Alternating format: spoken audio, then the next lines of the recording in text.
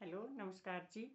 मैं आज अपने यूट्यूब चैनल पे एक ऐसी दवाई के बारे में बताने जा रही हूँ जो कि जिसका नाम है त्रिकुटा, यानी कि 3 दवाइयों के मेल से जो बनी है।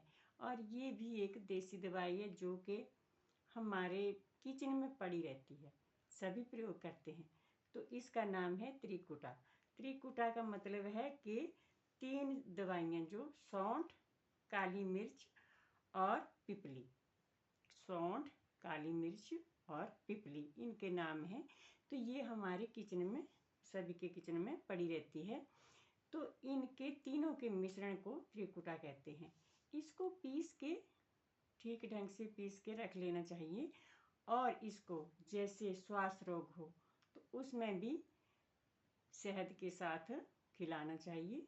जैसे कफ ज़्यादा आ रहा है किसी को, या कफ है, खांसी है, बुखार है, तब भी इसको इसके साथ देना चाहिए, शहद के साथ खिलाना चाहिए।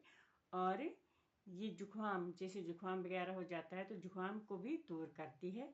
त्रिकुटा बहुत ही अच्छी दवाई है और इसका आयुर्वेद में ये बहुत प्रसिद्ध योग है त्रिकुटा का। ये खांसी, जुखाम, बुखार, इस सभी में इसको दे सकते हैं।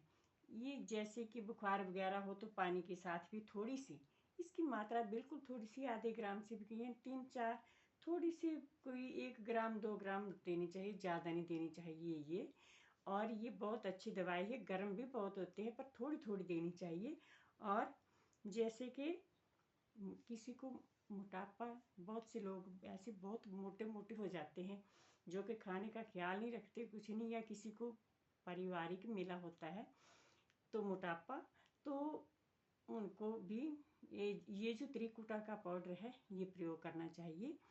और ये पेट की गैस को भी ठीक करता है, यानी कि ये बहुत ही अच्छी दवाई है। चाहे आपको शरीर में दर्दें वगैरह भी हों, चाहे कुछ भी हो, एलर्जी वगैरह भी हो, त्रिकुटा का पाउडर सबसे अच्छी दवाई है।